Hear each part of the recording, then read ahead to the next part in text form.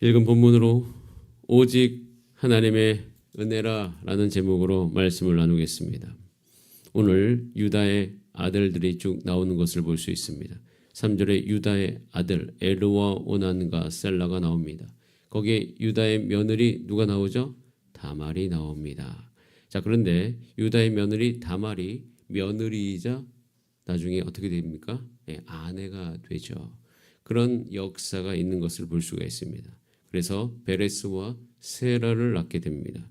그리고 15절에 보면 결국 이 모든 이 족보는 다윗까지 이르는 것을 볼 수가 있습니다. 1장부터 9장까지 성경은 전체 역사를 족보 형태로 축소해서 말하고 있습니다. 그 중에 2장부터 8장은 야곱 자손들의 이야기가 있습니다. 자, 그 중에서 오늘 읽었던 2장부터 4장에 이르기까지 유다의 이야기가 나옵니다. 그리고 이 유다 지파 이야기가 가장 먼저 나오죠. 이유가 있습니다. 역대상 28장 4절에 이렇게 기록하고 있습니다. 그러나 이스라엘 하나님 여호와께서 전에 나를 내 부친의 온 집에서 택하여 영원히 이스라엘 왕이 되게 하셨나니 곧 하나님이 유다 지파를 택하사 머리를 삼으시고 라고 되어 있습니다. 유다 지파를 택하사 머리를 삼으시고 유다의 가문에서 내 부친의 집을 택하셨다라고 되어 있습니다. 유다 지파를 하나님께서 택하셨다. 왜 택하셨을까? 그리고 또 한 가지, 자, 유다의 아들 중에 부각되는 사람이 누굽니까? 베레스예요. 세라입니다. 유다의 며느리 다말에게서 낳은 아들이 베레스와 세라예요. 자신의 원래 아내였던 아들들이 부각되는 게 아니라 유다의 며느리 다말과의 사이에서 나온 아들들 두 사람이 부각되고 있어요. 여기서 우리는 한 가지 질문해 볼 수 있습니다. 이 족보 안에 베레스와 세라의 탄생은 이스라엘 재건에 어떤 의미를 갖고 있으며 이것이 왜 중요한가를 질문해 봐야 됩니다. 우리는 이것을 알기 위해서 창세기로 넘어가야 되죠. 창세기 38장에 유다 이야기가 나옵니다.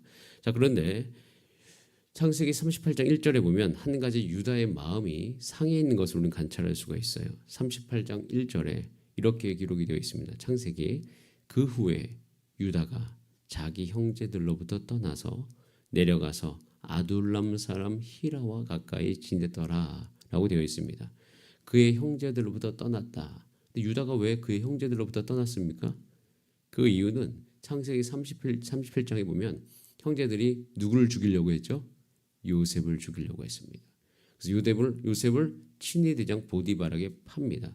자, 그래서 37장 36절이 마지막 절인데 그 미디안 사람들은 그를 애굽에서 바로의 신하 친위대장 보디발에게 팔았더라. 그 이야기가 나오자마자 38장에서 그 후에 유다가 형제들을 떠났다고 되어 있어요. 이 지긋지긋한 형제들과의 그 미움의 그 상황 속에서 거기 가족으로부터 벗어나고 싶은 충동이 있었습니다. 그래서 그 형제들을 떠나서 아둘람 사람 히라와 가깝게 지냅니다. 가깝게 지내면서 거기서라고 되어 있어요. 38장 2절에 거기서 유다가 가나안 사람 수아라 하는 자와 딸을 보고 그를 데리고 동침하여서 아들이 태어납니다. 엘 오난 셀라를 낳게 됩니다. 그래서 그 이야기가 나온 다음에 유다는 이제 이 모든 과정을 통하여서 이제 완전히 새로운 삶을 살아보고자 떠났죠. 자, 그런데 떠났는데 거기에 한 가지 중요한 지명 이름이 나오는 것을 볼 수 있어요. 창세기 38장 5절에 보면 그가 또 다시 아들을 낳고 그의 이름을 셀라라 하니라라고 이야기하면서 그가 셀라를 낳았을 때에 유다는 거십에 있었더라. 거십에. 근데 그 거십이라는 뜻이 무슨 뜻을 갖고 있냐면 거짓된이라는 의미를 가지고 있습니다. 유다는 자신이 마음의 위로를 받고 또 마음에 풀어지는 것을 허용하면서 그의 삶이 어디에 있더라? 속이는 서금에 있었더라. 거짓과 위선이 충만한 서금에 있었어요. 자, 여기서부터 이제 그 지명 이름이 딱 나오고 난 다음부터 이제 그 유다 삶 가운데 어려운 일들이 닥치는 것을 보게 되어져요. 자, 첫 번째 닥치는 것은 뭐냐면 오늘 역대상에도 표현이 잠깐 되어 있는데 여호와 보시기에 악을 행하여서 유다의 장자 누구를 죽이십니까? 하나님께서 엘을 죽이십니다. 그 표현이 나와요. 거기서 엘이 죽임을 당해요. 자, 그러면 엘이 죽었어요. 자, 그러면 그 엘의 아내가 누구예요? 다말입니다. 다말은 그럼 이제 완전 과부가 되었잖아요. 그런데 이스라엘은 과부 혼자 살아갈 수가 없습니다. 그러면 고엘 제도라는 게 있죠. 그 다말을 누구에게 주어야 됩니까? 그 동생 오난에게 주어서 그 유다의 그 모든 재산 중에서 이 다말의 지분을 갖죠. 그래서 오난과 다말 사이에서 아들이 태어나면 그 아들이 그 원래 아버지가 가져가야 될 유산을 그 아들에게 가게 됩니다. 그러므로 말미암아 다말이란 인물이 살 수 있도록 그 시대 그렇게 하나님께서 그 가족을 유지하기 위해서 약자를 보호하기 위해서 그 고엘 제도를 하나님께서 만드신 것이에요. 자, 그래서 당연히 엘의 아내였던 다말을 그 둘째인 오난에게 주죠. 자, 근데 오난이 여기서 악을 저지릅니다. 오난은 형의 아들이 자신을 통해서 이제 그러니까 아들이 태어나죠. 형수인 다말에게 태어나면 그 유산은 내 것이 아니고 오난 것이 아니고 누구 거가 됩니까? 다말의 다 그 자손에게로 흘러가는 거죠. 그래서 그 의무를 다하지 않습니다. 이건 극명한 제약이죠. 성적으로만 이용을 하고 그 의무를 다하지 않는 38장 8절과 9절의 이야기가 나와요. 사실 이 이야기는 아이들에게 읽기가 참 어려운 부분들이 있어요. 그러니까 유다가 오난에게 이르되 내 형수에게로 들어가서 남편의 아우된 본분을 행하여 내 형을 위하여 씨가 있게 하라. 그런데 오난이 그 씨가 자기 것이 되지 않는 줄 알므로 형수에게 들어갔을 때 그의 형에게 씨를 주지 아니하려고 땅에 설정하더라. 라는 굉장히 이게 참 성경에 표현되기 어려운 그것이 거기에 정확하게 표현이 되어 있어요. 근데 이 일을 성경에 기록하고 난 다음에 10절에 바로 이렇게 나옵니다. 하나님의 반응이 그 일이 여호와 보시기에 악함으로 여호와께서 어떻게 하셨다? 그도 죽이셨다고 되어 있어요. 유다의 삶 가운데 이런 일이 일어납니다. 야, 이 거십의 과음으로 말미암아 그 유다의 삶 가운데 그런 열매가 맺어지는데 그럴 때 이제 유다가 셀라가 있죠. 그 다음 아들. 셀라는 다말에게 줍니까 안 줍니까? 안 줘요. 왜? 셀라도 죽을까 봐. 그러니까 장성할 때까지 기다리고 난 다음에 주지 않습니다. 자, 여러분 지금 유다의 삶 가운데 무슨 흐름이 있습니까? 속고 속이는 삶 가운데 책임을 다하지 않는 그 모습이 보입니다. 오난이 책임을 다하지 않아요. 유다는 셀라를 주지 않습니다. 자, 그런데 이것이 어떠한 상이냐면 하나님의 은혜가 막혀버린 삶이에요. 하나님의 은혜가 완전히 막혀버렸습니다. 하나님의 역사가 막혀버린 사람이에요. 여러분 열왕기 상하를 다 읽고 난 다음에 여러분 무슨 느낌 듭니까?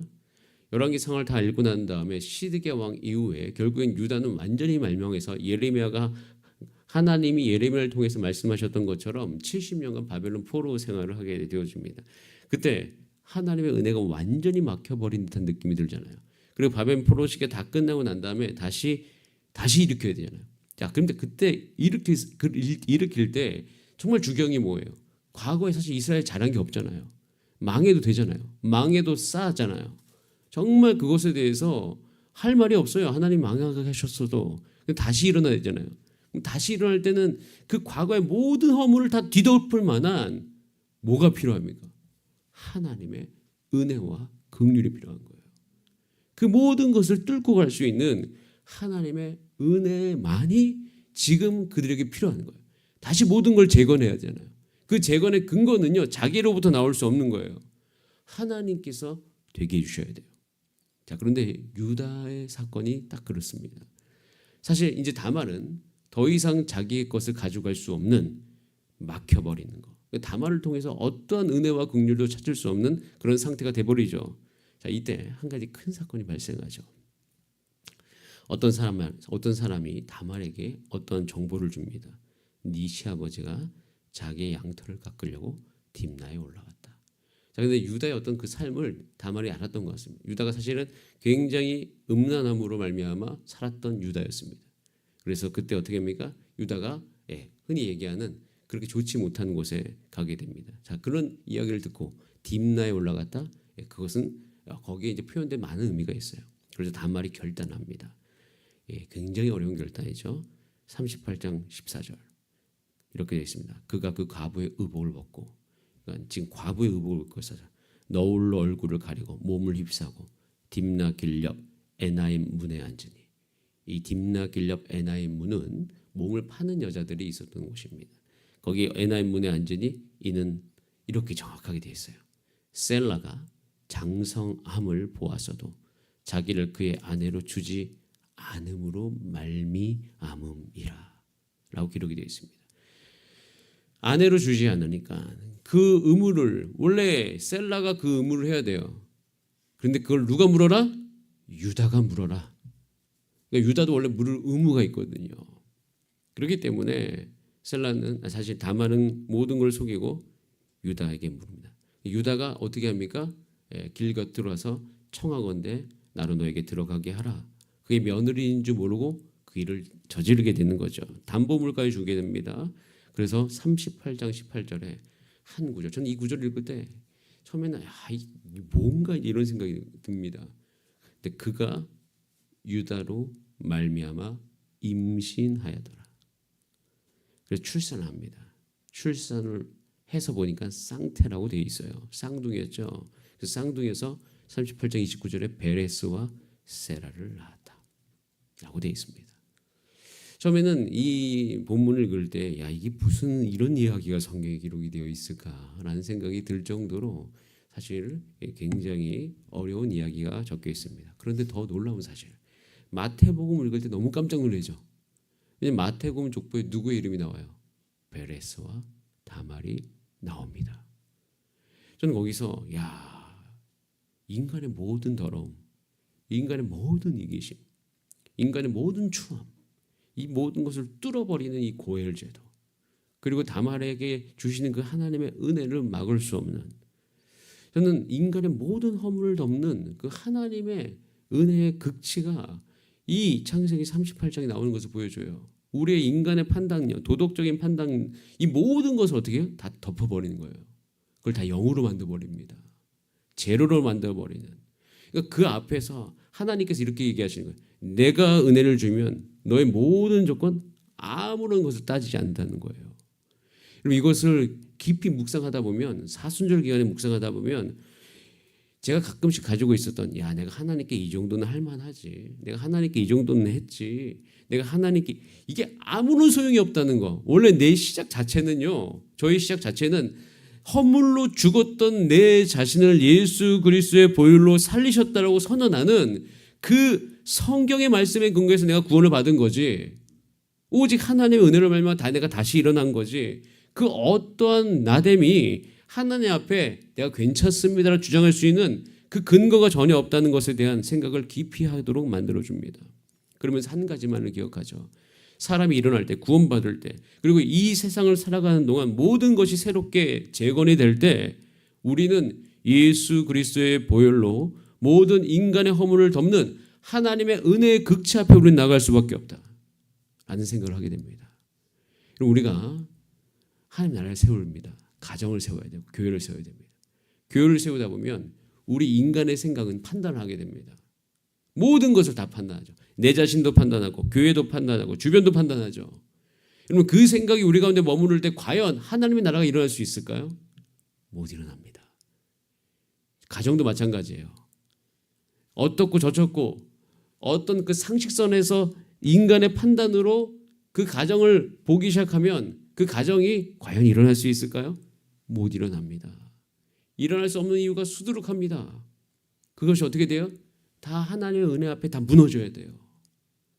오직 하나님의 은혜만이 그 가정을 재건하고 교회를 세우고 영혼을 세우는 조건이 될 때이지만, 그제서야 거기서부터 하나님의 구원이 임할 뿐만 아니라 하나님의 나라가 다시 재건이 될 수 있어요. 그럼 지금 이스라엘이 재건을 해야 됩니다. 그때 그들이 살았던 과거의 열왕기상하의 역사들, 그것이 지금 이 이스라엘을 세울 수 있는 근거가 될 수 있을까요? 전혀 될 수 없어요.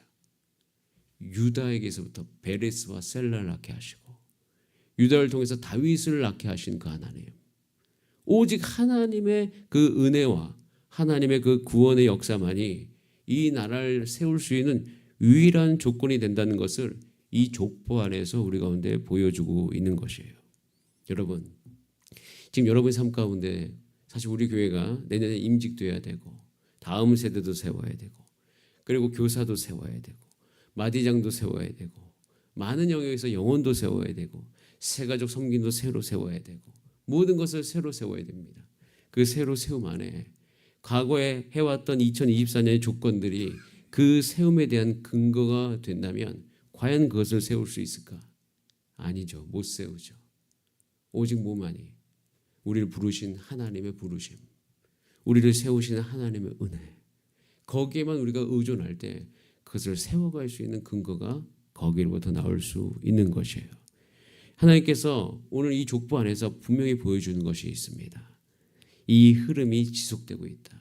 창세기 38장의 비참한 유다, 무너진 유다의 씨를 통해서 다윗, 더 넓게는 예수 그리스도가 나오는 것을 보게 되면서 이 흐름이, 이 은혜가 지금 어디에까지 지속되고 있다?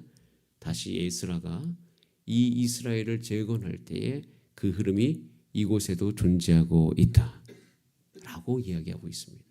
저는 한 가지 믿는 것이 있습니다. 여러분, 이 흐름이 우리 주사랑교회도 오늘 존재함을 믿습니다. 이 흐름이 여러분 가정 안에도 흐르고 있음을 믿습니다. 가끔씩 우리 인생을 사실을 바라볼 때 안 되는 생각들이 너무 많습니다. 안 되는 이유들이 너무 많지만 그 모든 것을 다시 일으켜야 되는 그 앞에서 우리 하나님께 은혜를 간구하죠. 주님, 이것을 세움에 있어서 오직 하나님의 은혜만이 주님 이 모든 세움의 근거가 되게 하여 주시옵소서. 영혼을 세울 때도, 사람을 세울 때도, 직분을 맡길 때도 오직 하나님의 은혜만이 그것을 할 수 있는 것입니다. 여러분, 이 생각으로 말미암아 우리 삶 속에 그래도 우리는 해볼 수 있다. 다시 하면 된다. 하나님이 우리를 일으키실 것이다. 그렇게 이야기할 수 있는 믿음의 고백들이 우리 입술에서 일어나게 되기를 소원합니다. 그래서 안 된다는 이야기하지 말고 나는 원래 그래라는 이야기를 하지 않고 오직 하나님의 말씀에 반응하시면서 주 앞에 기도하신 여러분의 삶이 되시기를 바랍니다. 그리고 그 말씀에 의지해서 여러분의 기도가 바뀌기를 소원합니다. 여러분, 기도가 바뀌어가게 되는 것은 너무 중요합니다. 여러분, 우리가 기도가 더 깊이 들어갈수록 분명한 사실 한 가지, 여러분의 기도는 반드시 바뀔 것입니다. 기도가 달라지게 돼요.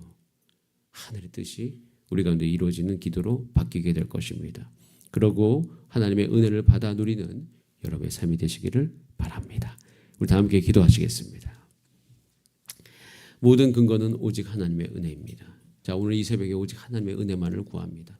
제가 어제 여러분들 가운데 나눠줬던 11월 기도 제목이 있습니다. 그 기도 제목 잘 읽어보시길 바랍니다. 오직 하나님의 은혜를 구하는 기도입니다. 그래서 오늘 모든 문제 앞에서 우리가 구해야 되는 것은 하나님의 은혜와 자비인 것이에요. 은혜와 자비와 긍휼이 우리의 개인적인 삶 가운데, 우리 교회 가운데 충만하게 하여 주시옵소서. 그렇게 함께 주 앞에 간구하는 이 새벽 되시기를 바랍니다. 다 함께 주여 한번 부르신 다음에 합심으로 기도하시겠습니다. 주여.